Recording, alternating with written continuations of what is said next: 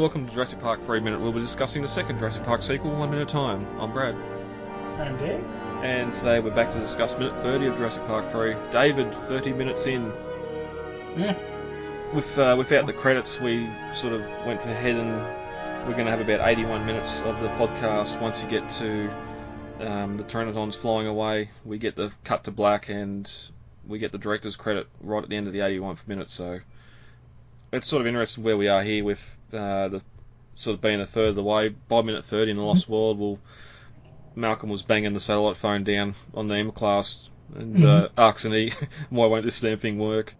Yeah, it's about, what was it, we were definitely at the visitor center, I think, or at least on the island about the 30-minute mark, I know that much. Yeah. But we actually didn't get the tour until about the halfway mark.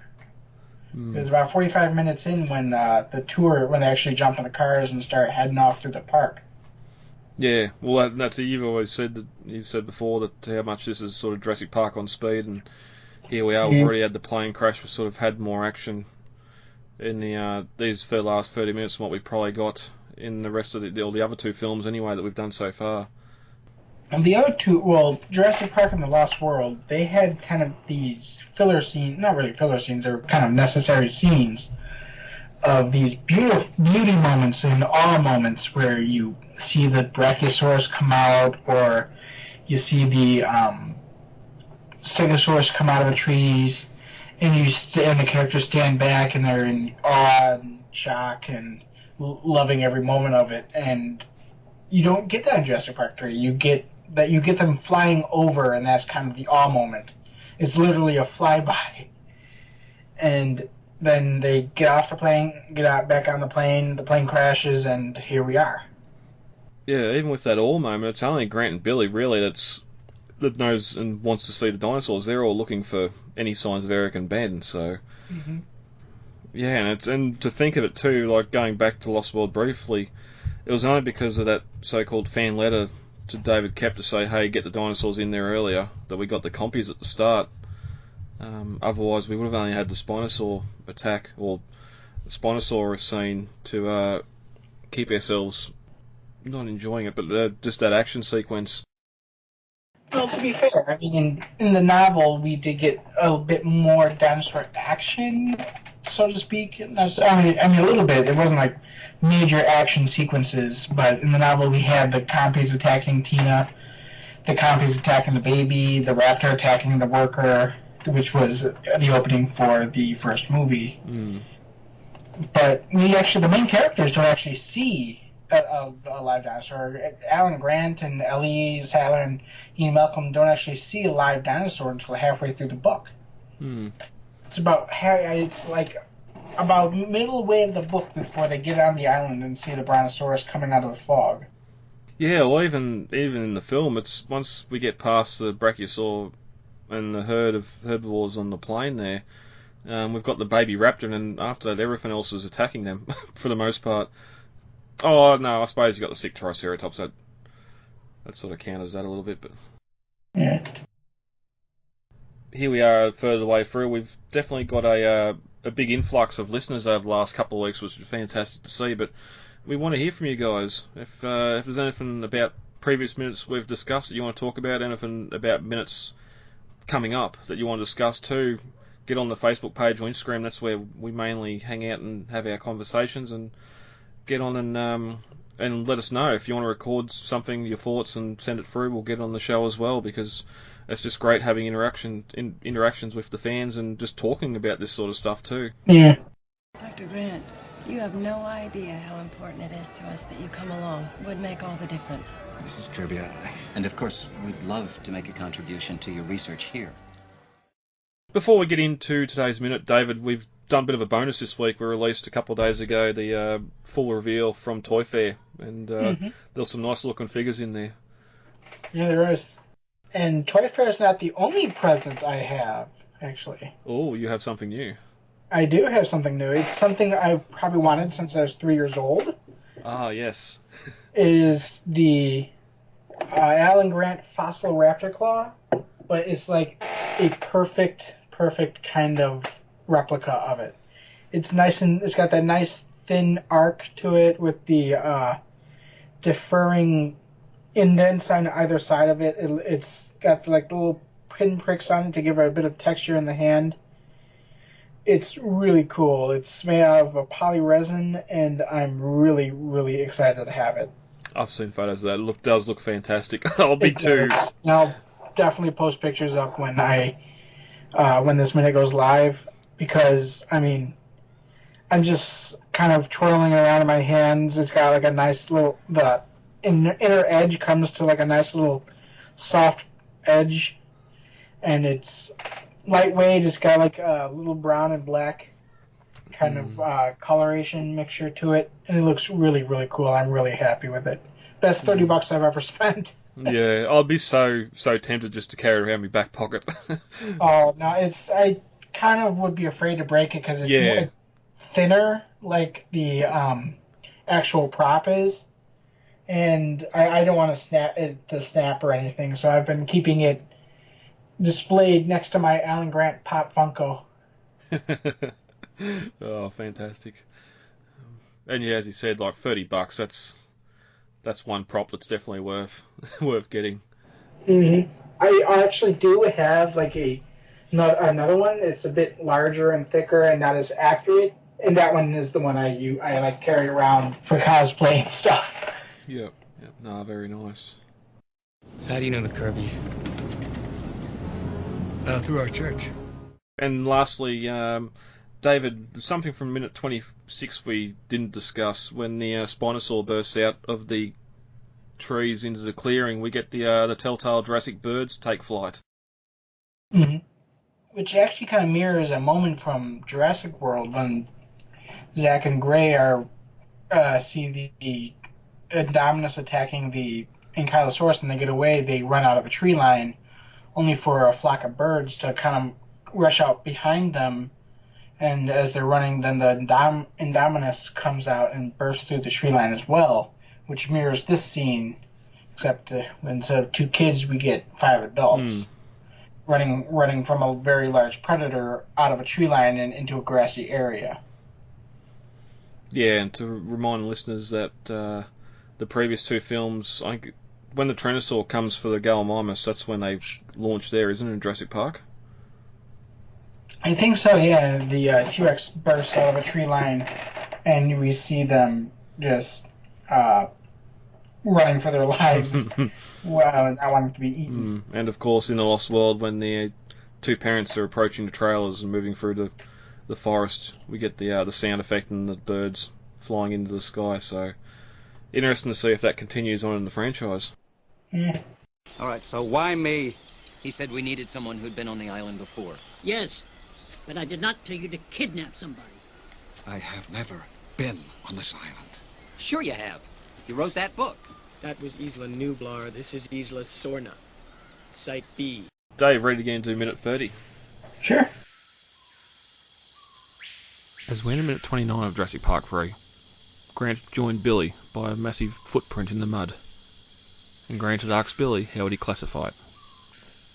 As we open on minute 30, Billy says Baryonyx and Suchomimus, but Grant dismisses it and says Spinosaurus aegypticus, and hands him a piece of broken tooth. At the 25-second mark, after Grant wonders what else InGen were up to on the island, the two look across at Paul Kirby, struggling to put his backpack on, as the Looney Tunes music begins to play. At the 35-second mark, Billy and Grant approach Paul. Billy asks, "So Mr. Kirby, when you climbed K2, did you base camp at 25 or 30,000 feet?" After some thinking, Paul says 30,000. We're pretty close to the top. At the 46-second mark, Billy mentions he was about 1,000 feet above it. And as the minute ends, Paul says no, that's a common mistake. And Grant asks another interesting question. There's no such thing as Kirby Enterprises, is there?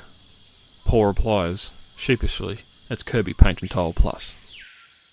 As we open on minute 30, Grant asks Billy how would he classify the attacking monster, and Billy thinks for a moment, and then says Suchomimus, and pulls his hand forward in front of his face to sort of signify a long snout. But Grant, being pretty sure of himself and being that mentor to him, says no, think bigger. And Billy comes straight back with Baryonyx, and Grant shakes his head, not with that sail, and then he produces what looks like a piece of tooth. I don't think it's a full-size tooth, but it says Spinosaurus aegypticus. The tooth looks like it was something that had been broken off, because as he's kind of twisting it around his hand there, you can see a large chip at the bottom of it. And it looks like it was just something that broke off in the wreckage, and Grant came across it and pulled out and stuck it in his pocket or something. It's almost another little thing that keeps on coming up in these films, where during an attack or after an attack, a dinosaur seems to lose a tooth or some part of itself for the people to look for. We got the same thing with the Indominus Rex. One of its tooth all sort of chips off in the gyrosphere that no one gets. And then, of course, it all culminates in Fallen Kingdom, where we just got Wheatley going around collecting teeth. He's the tooth fairy. He's not leaving $1 under your pillow, though. No, you don't want him leaving you anything. Ted Levine. That's one I can never remember both names. It's either I can remember Ted Levine or I can remember Wheatley. I can never remember the two when I need to. But Billy takes the tooth and says, I don't remember that on InGen's list. And Grant replies, that's because it wasn't on their list. And it makes me wonder what else they're up to. Which sort of brings up a couple of little discussion points here.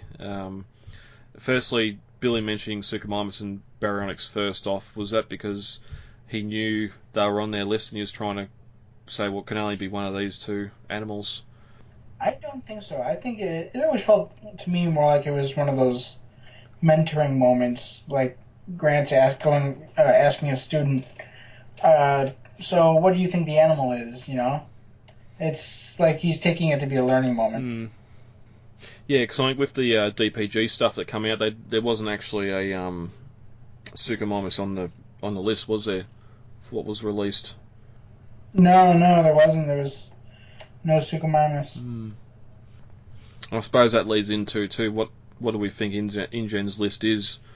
We've brought up before. It might have been towards the end of Lost World with what happens now. Surely there would have been inquiries and all that sort of stuff of InGen. I doubt that. No, I think that they would have asked InGen, okay, so what else have you been doing on those islands? And they would have been forced to procure a list, and then InGen would have had to just give everything up, you know. I wonder if materials would have been seized. I don't know. That's a good question. Yeah. See, it's sort of what jurisdiction here is it? Is it FBI that would run the investigation after the San Diego incident? It wouldn't be state police. No. Maybe. No, I think it'd either be the FBI or, like some kind of committee they would have put together, congressional committee. Because you do the sort of like the animals, not animal protection, but CDC, man. Maybe it'd have to be like a like as I said, like a committee of several different ones. You'd think. Yeah. Because and we haven't really talked about, and it's more for Fallen Kingdom discussion, but with the novels, how they were in Costa Rica to get away from genetics laws and that. Yeah. And that's the whole reason they're in Costa Rica, where that hasn't really been shown in the films. So whether there'd be sort of genetics rules and that being broken here as well, you'd assume so, especially when what we hear after the fact with the Gene Guard Act and all that come from the San Diego incident. And I suppose the other one briefly here too is Grant saying he wonders what they're up to, and in the novel later he actually says sort of who knows what else they're up to, which here it sort of alludes that he's sort of starting to wonder and want to know more of what's actually going on here, since he never experienced the Lost World. He sort of just knows InGen from Jurassic Park and probably what he read in the newspapers. And it sort of reminds me too of the whole comic series that sort of led into this film, with Grant being the Robin Crusoe on the island, studying the animals. Well, I mean, which I don't think would have been a bad idea, frankly. I mean, it kind of reminds me of what Levine was doing in the Lost World novel, kind of just setting up a tripod in the tree and observing, basically, which I could kind of see at one point Grant probably would have wanted to have done. But at another point, I mean, I really never read the script, so I never really knew anything past that, so I'm not sure if I would have liked anything that came after that idea. Mm. Well, that's it. He's only experienced these animals in a park setting where you wouldn't have animals like males going at each other for mating purposes. You wouldn't have predators hunt. Yes, he got to see. Mm-hmm. Well, yeah, when you're seeing the Tyrannosaur go after those Gallimimus, you sit there and look how it eats, and is mesmerised by watching that Tyrannosaur hunt those Gallimimus. And even sort of later on this film, where he's sitting there watching the raptors, he's being sort of attacked or cornered by raptors, but instead of getting away, his main sort of thing is to sit there and watch. And he's like, "What are you saying? What are you doing? What?" And sort of looking and observing the animals. So it's something you'd never be able to see in a park setting. But then we get the Looney Tune moment. Both of them sort of look at each other for a moment before their attention's moved over to Paul Kirby, spinning around in circles. Yeah, I love the look they're giving each other. They just look at each other, and Grant almost does an eye roll, and you're just like, "There's something wrong here." Can you believe that? This is not happening. Yeah, yep. But he's sitting there spinning circles, trying to put his backpack on, and Billy slowly stands up here, and then we get that sort of Looney Tunes score as Billy walks over towards him, and we get a cut as Paul's trying to adjust his straps and get his thumb caught in the buckle, which again is a little bit of a dirt moment. And Billy asks him, "So Mr. Kirby, when you climbed K2, did you base camp at 25 or 30,000 feet?" Mm-hmm. And Paul sort of tries to think for an answer. You can see he's thinking for a little bit, and says 30,000, well, pretty close to the top. Which you checked out how high it is, Dave. I neglected to actually see how tall it was, but what did you say it was 29,000 and something and change feet? Everest is 29,000 something, and then K2 is about 1,000 feet shorter than that. Oh, okay. So, yeah, Everest is 29 feet and grows about quarter inch a year. And then K2 is 28,251 feet. So yeah, there he was right. It's over 1,000 feet above it. It was actually 1,000 feet over Everest. Yeah, well, Billy corrects him here. You're about 1,000 feet above it, actually. And that's when we get another sort of dirty look from Grant on his face as I think he's rolling up his jacket here and putting it in his backpack. Paul tries to backpedal and waves his finger. No, that's a common mistake. You know, it's not, especially if you're like a geology student. Like I was a geology student, and we usually bring altimeters with us when we do like mountain hikes, just as a point to record the height that we go to. And Billy would have, as a geology student, would have probably have done the same, I'm sure, especially in his basic geology classes when they go out in the field and they're working with the rocks. They know where they're at, you know? Yeah, well, we get a little bit more about that in the script in a minute too. Mm-hmm. Grant pretty much just comes up and says that Mr. Kirby, there's no such thing as Kirby Enterprises, is there? As the sort of minute ends, we get the Paul coming clean. Well, it's Kirby Paint Tile Plus. The plus stands for, and we get that in the next minute. Which is sort of, here he's coming out clean again about what, I suppose it's the last secret they've got, where we already knew after the spinosaur attack where he gets punched by Grant and he lays all out that they're there to find their son and not adventurers. You'd think this would come out then as well, but I suppose it just took him turning around in circles trying to put a backpack on for him to think, hey, wait a minute. You don't seem as adventurous as you're letting on earlier in the film. Yeah, especially because, I mean, they seem to have done a lot of that adventuring, or they make it sound like they did a lot of that adventuring themselves, that they climbed K2, that they weren't just kind of hiked up there with an alpaca and a couple Sherpas. Yeah, but then on the other hand too, you'd sort of think if they're wealthy, it sort of links back to that whole